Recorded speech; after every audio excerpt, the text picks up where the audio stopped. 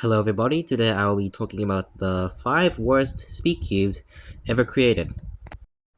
So in number 5 we have the Kylan V2M budget cube. So this cube released way back in around early 2019.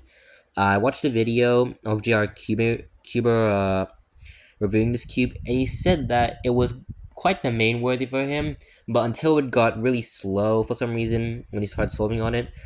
It is a budget cube, so a lot of people would expect it to be good, but yeah, it's just not the best cube to get for a budget cube.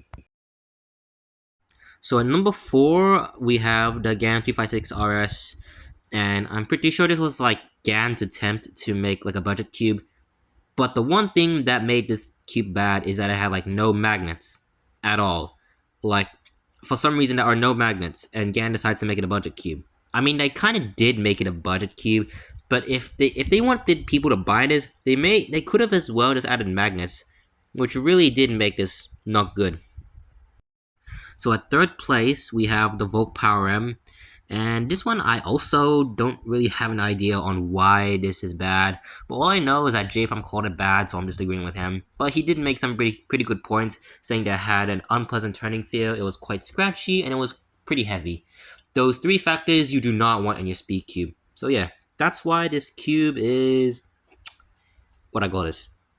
Oh yeah, a piece of shit. So at second place we have the GAN 460, and this is like GAN's only attempt at a 4x4 because this thing was absolute garbage. Like the inner layers were actually pretty terrible, but the outer layers were actually pretty decent. And the tensioning system was like any other GAN cube. We basically had to take off the center caps and basically change it using the weird, I don't know, screwdriver, whatever the heck it is. But yeah, but for this 4x4, you have to take off all 4 center caps, making you have to take off 24 center caps just to tension it. And yeah, this thing's just terrible. Turning, like literally everything about this is terrible, alright? Don't buy it.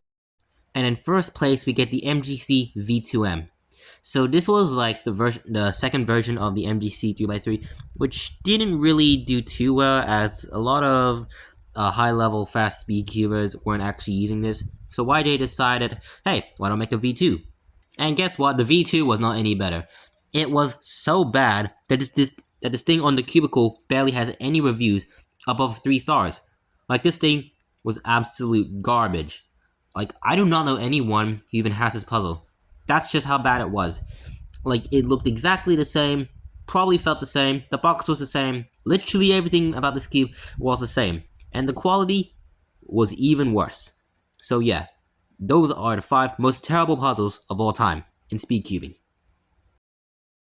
An honorable mention goes to the P-Cube S3R. This cube isn't really terrible, I just don't like it, because first of all, the tensioning system is a bit too overcomplicated. Like, there are 4 springs and there's like a wheel that you have to attach on all 6 sides, making it quite tedious to actually tension a cube. Like, I don't really know anyone who has the time for that. And this cube has the one feature where you can change the tiles from smooth to transparent. So the black ones are the smooth one in the name, and the transparent one helps us that it has more rigid kind of feeling. So yeah, this cube's terrible in my opinion. So those are the 5 worst speed cubes ever created in my opinion. The P-Cube S3R, yeah, was one for my opinion, and the other 5 that I just listed down was somewhat through other people by what they said or by what I believed was terrible. See you in part 2.